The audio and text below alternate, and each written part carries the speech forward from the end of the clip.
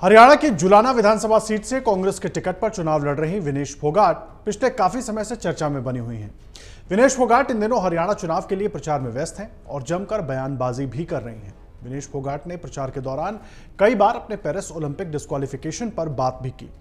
आपको बता दें कि पेरिस ओलंपिक 2024 में 100 ग्राम वजन के कारण अयोग्य घोषित होने के बाद से ही विनेश फोगाट खबरों का हिस्सा बनी हुई हैं। अब विनेश ने पेरिस ओलंपिक में अयोग्य घोषित होने के बाद पीएम मोदी की एक फोन कॉल पर बड़ा खुलासा किया है।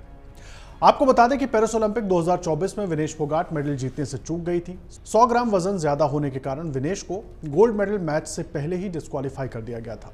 डिस्क्वालीफाई होने के बाद विनेश खूब चर्चा में भी रही थी। वहीं अब कांग्रेस के टिकट पर हरियाणा का विधानसभा चुनाव लड़ रही विनेश फोगाट ने बड़ा दावा किया है। विनेश ने दावा किया है कि पेरिस ओलंपिक में डिस्क्वालीफाई होने के बाद प्रधानमंत्री नरेंद्र मोदी का कॉल उनके पास आया था, लेकिन उन्होंने पीएम मोदी से कॉल पर बात करने से इनकार कर दिया था। तो बड़ी बात यह है कि जिस वक्त विनेश फोगाट डिस्क्वालीफाई हुई थी उस वक्त एक बहुत बड़ा धड़ा था जो इस बात के आरोप लगा रहा था कि क्या पीएम ने विनेश फोगाट को फोन किया, जैसे कि पीएम हर खिलाड़ी को करते हैं। तो वो पर्दा तो विनेश ने हटा दिया कि पीएम की तरफ से विनेश फोगाट के पास कॉल गया था। लेकिन इसमें कहानी ये क्यों है कि विनेश ने कॉल पर बात करने से मना कर दिया था और क्या है पूरी कहानी, वो आपको बताते हैं।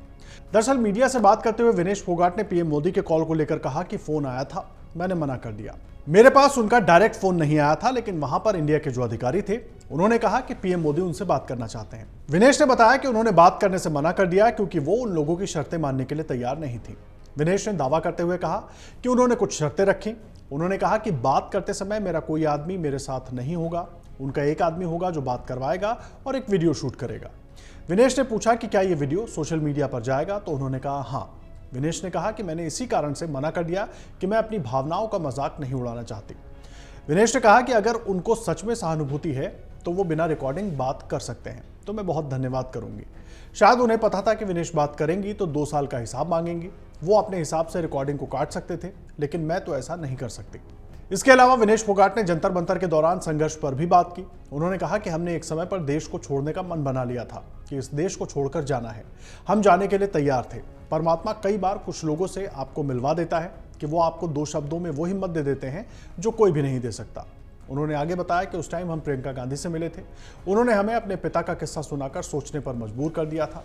विनेश ने बताया कि प्रियंका गांधी ने उन्हें बताया कि जब उनके पिता राजीव गांधी की हत्या कर दी गई थी तब उन्होंने भी देश छोड़ने का मन बना लिया था, लेकिन लोगों का प्यार देखकर उन्हें लगा कि देश बहुत प्यार कर रहा है, कुछ लोगों की वजह से देश नहीं छोड़ सकते। आपको बता दें कि करीब 2 साल पहले विनेश फोगाट ने कुश्ती महासंघ के तत्कालीन अध्यक्ष बृजभूषण शरण सिंह के खिलाफ मोर्चा खोल दिया था। बृजभूषण पर उन्होंने कई महिला पहलवानों को लेकर संगीन आरोप लगाए थे। इसके बाद उनकी झड़प पुलिस से भी हुई थी और महीनों तक धरने पर बैठी रहीं। इसके बाद उन्होंने पेरिस ओलंपिक के लिए क्वालिफाई किया। यहां तक कि एक ही दिन में नेशनल कैंप के दौरान पहले 53 किलोग्राम में हारने के बाद फिर 50 किलोग्राम भार वर्ग के जरिए पेरिस ओलंपिक के लिए क्वालिफाई किया, जहां वो इस कैटेगरी में मेडल तक पहुंच गई थी, लेकिन वजन ज्यादा होने के कारण अयोग्य घोषित हो गई। इसके बाद उन्होंने कुश्ती से संन्यास ले लिया और अब हरियाणा विधानसभा का चुनाव लड़ रही हैं। अगर आप ये वीडियो YouTube पर देख रहे हैं तो हमारे चैनल को सब्सक्राइब कर बेल आइकन दबाएं और Facebook पर देख रहे हैं तो हमारे पेज को लाइक करें। 8 मिलियन प्लस सब्सक्राइबर, आपके इस भरोसे के लिए बहुत धन्यवाद।